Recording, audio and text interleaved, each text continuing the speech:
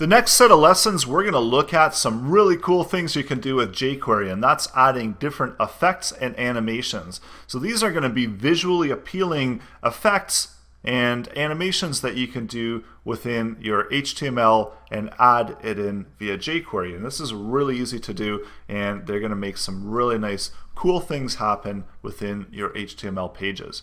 So we're going to start with looking at how we can simply hide and show various elements from our HTML page using JQuery. Then we're going to also look at JQuery effects such as fade in, fade out, fade to. So it has these built-in fading effects.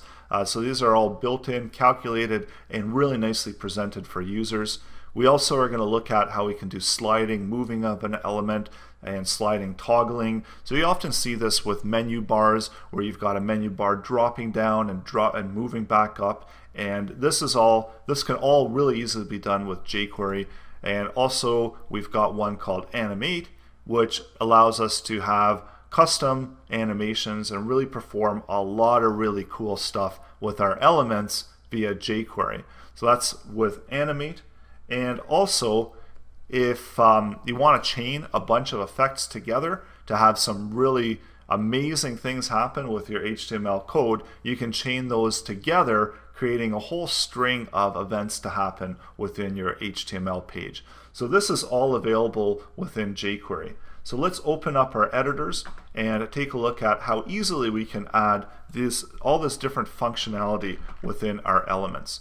So let's take, for instance, we're going to add in a click on any one of these sections, and maybe what we want to do whenever that section gets clicked, we want to hide the section. So we've got classes of section already attached to them. We could also use the tag. So it doesn't matter with jQuery, depending on how you structure your web page, of course. So in this instance, we're just going to use the class of section, and we're going to add click. So our event handler is a click that we're going to be listening for. Whenever the user clicks, then we're going to fire off this event. And now let's update this. So whenever it gets clicked, we're going to fire off this function, and then within here is where we're going to hide and show.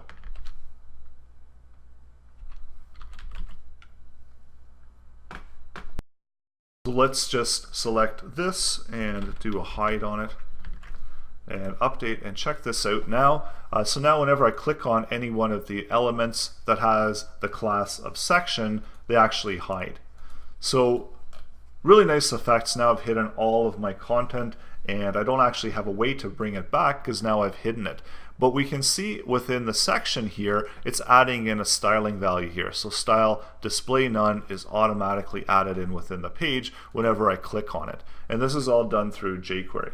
So we do have another option where we can actually show the various sections. So let's actually move up to the ones that we've got up here, the list items, and maybe try to hide and show some of the sections depending on which list item gets clicked. So that's going to be a little bit more challenging, but in this way we can actually see all the different really things that we can do within jQuery. So we want to hide and show specific elements. Let's remove out this, and now let's set up, and we've got to pick up how we can find what the index of the current value is. So if we were to console log out the index of the list item, we're not actually able to find out a whole lot of information. We don't know where it's listed amongst all of its siblings. So we need to actually do some traversing, and this is going to be a good example of how we use traversing. So we go to the parent, and then from the parent we go and we list out all of the children, and then we select index. So this is searching for the given element among the matched elements. So we're going to actually search for the current one within all of the ones that just got returned. So essentially what this is going to do is this is going to return back our index value of that current element and output it within the console. So let's take a look at this and refresh it. And now we see whenever we click on it, we actually get the index value. So we can correlate these because we've got 5 items here that we can click, and we have 5 different children of wrapper here that we can hide, and then we can also set them to show afterwards as well. So now that we have this information all set and ready to go, let's assign a variable to this. So variable A is equal to the value.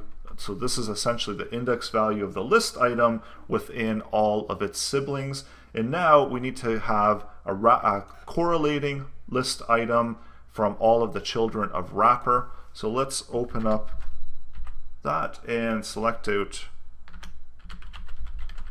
So selecting out wrapper as our starting point, and we want to see all the children of wrapper, and this is where we're going to use EQ to find the equivalent index or value of A, and then here we can apply some properties. So for now what we're going to do is we're going to simply hide it.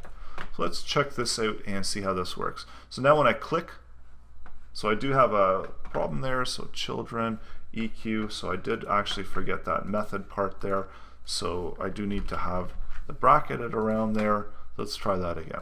So now when I click it, we see that we can remove out the corresponding sections of our website, so we don't have to actually have any additional information, and we just use traversing to select all of those out, and now I can hide out all the different matching sections.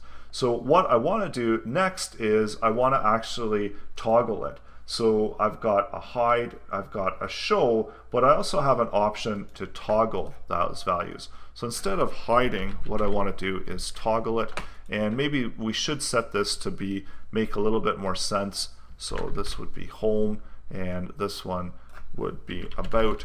But this way we're not actually tying it to what the section IDs are, and we don't even need section IDs within this type of format, because this is going to be very dynamic.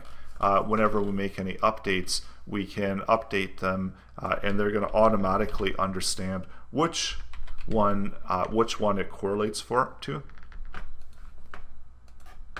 So let's just see that, the new value. So now home, we can hide it, we can show it. About, we can hide about, we can show about just by toggling.